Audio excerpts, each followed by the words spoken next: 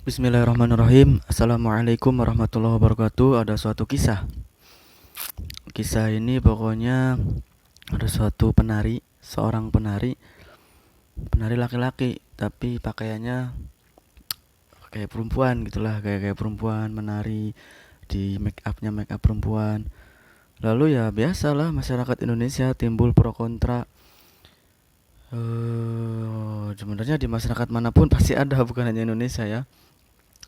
Dimanapun manusia itu pasti ada pro dan kontra, di mana-mana di luar negeri, di seluruh dunia manusia itu pasti ada pro kontra. Sebaik-baik apapun manusia pasti ada kontranya, ada yang kontra. Nabi yang terbaik juga ada yang membenci. Makanya gitulah, udah biasa peradaban manusia. Kalau yang udah ngerti ini ya udah biasa, dibenci juga biasa aja, nggak usah terlalu dipikirin. Introspeksi diri aja, memperbaiki diri. Nah, ceritanya itu banyak yang kontra diambil atau dari segi nilai agama ya. Laki-laki menyerupai perempuan.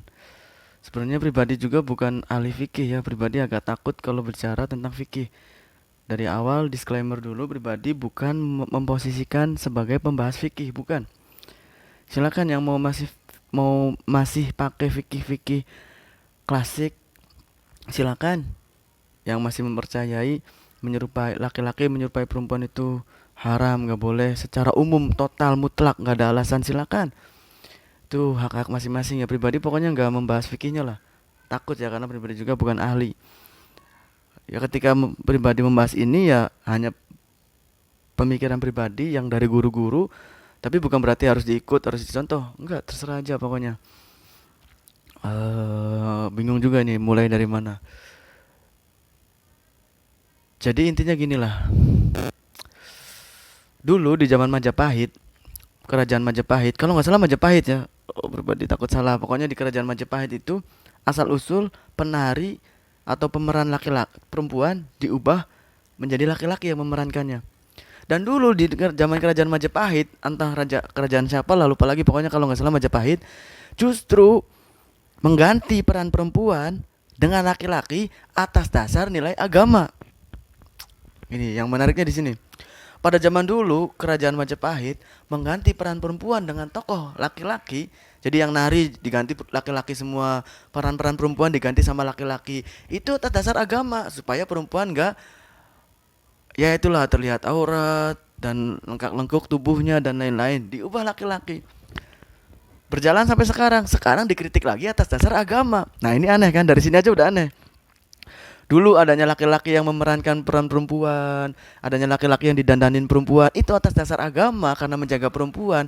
Dari ada peluk-pelukan antara laki-laki perempuan, ya udah diganti tokohnya laki-laki semua. Ada laki-laki yang didandanin perempuan sehingga pelukan ya aman, nggak menyalahi aturan gitu dalam segi agama Islam, lah lebih mengerucutnya dalam segi agama Islam gitu ya.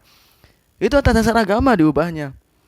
Sekarang dikritik lagi atas dasar agama, katanya laki-laki nggak boleh menyerupai perempuan.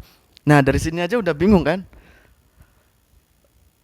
Terjadi awalnya latar belakangnya adalah nilai agama, sekarang dikritik lagi atas dasar nilai agama. Nah itu terserah kalian masing-masing, ambil sikapnya masing-masing, terserah. Di sini aja udah aneh lah, sedikit aneh. Jadi gini ya, dalam hadis itu ada tahqiqul manat, tanqihul manat, takhrijul manat. Harus tahu hadis itu tujuan Nabi itu apa? Redaksi hadis Nabi ngomong ini tuh tujuannya apa? Konteksnya apa? Manat itu alasan. Jadi ada tahqiqul manat, takhrijul manat, tanqihul manat. Jadi kalau yang di ilmu tafsir hadis pasti tahu lah. Alasannya apa sih hadis ini nih keluar nih? Tujuannya apa sih? Ruhnya apa? Motifnya apa? Apa masih relevan sampai zaman sekarang gitu? Apakah ada yang mirip-mirip tapi berbeda? Ini sebenarnya panjang ya, aduh ya Allah. Pokoknya pribadi bukan ahli fikih ya, tapi yang setahu pribadi dari guru-guru pribadi, penjelasan dari guru-guru ya disampaikan gitu. Memang agak panjang nih, agak panjang. Jadi hadis itu dimaknain nggak bisa umum, harus tahu manatnya itu apa, alasannya itu apa. Alasannya apa? Nabi ngomong ini tuh dalam kondisi apa, tujuannya ke siapa, yang kayak gimana, yang haramnya. Itu panjang lebar. panjang lebar, termasuk masalah menyerupai laki-laki menyerupai perempuan, perempuan menyerupai laki-laki, harus tahu dulu alasannya apa. Dilarangnya itu yang kayak gimana? Seperti apa yang dilaknatnya? Kan dalam bahasa hadisnya kan la'ana ya, melaknat. Apa yang dilaknatnya yang kayak gimana? Yang tujuannya apa yang dilaknatnya? Yang ketika mengubah laki-laki jadi perempuan itu yang dilaknatnya yang tujuannya apa? Yang motifnya apa? Harus dipelajarin. Kayaknya pribadi nggak bisa ngebahas di sini lah. Mungkin jadi tantangan aja kalau yang mau belajar lebih detail, silaturahmi aja lah. Datang, silaturahmi datang, insya Allah diobrolkan karena panjang.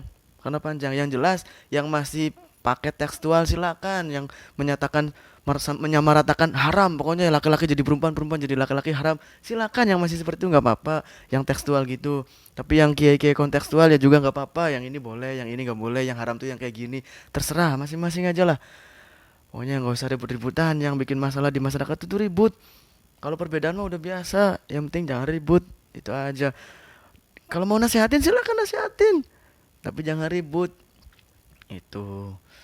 Jangan seolah-olah benar sendiri gitu aja lah. Yang masih percaya semua yang menyerupai laki-laki, semua perempuan yang menyerupai laki-laki haram. Semua laki-laki yang menyerupai perempuan haram. Terserah. Yang kontekstual, ya silakan. Yang ini boleh, yang haram tuh yang kayak gini nih. Yang boleh yang kayak gini nih, kayak patung juga kan gitu. Patung ulama di Jawa Timur ada yang membolehkan. Karena tankihul manatnya itu sama takhrijul manatnya hasilnya ternyata yang haram tuh patung yang kayak gini. Yang sekarang itu nggak ada. Sekarang itu patung itu hanya budaya, nggak ada disembah-sembah, nggak ada dihormatin. Nah itu contoh masalah patung. Ya terserah ya mau yang make konsep tekstual, hanya percaya hanya teks teks teks teks silakan. Yang saya mau kontekstual, lihat perkembangan zaman silakan, bebas bebas bebas milih. Serahkan pribadi nggak nyuruh siapa-siapa, nggak ngajak siapa-siapa, terserah. Terserah kalau pribadi hanya saja lebih mudah memandang orang awam tuh pengennya nggak banyak dosa. Jadi nggak senang kalau memandang orang awam tuh dosa. Selagi ada yang membolehkan, ambil yang itulah. Sehingga ke orang awam tuh nggak dia dosa, dia dosa, dia dosa. Enak untuk berhubungan aja lah. Tapi terserah, udah terserah lah pokoknya. Pribadi juga bukan orang ahli, belum tentu benar. Allahu a'lam bishawab.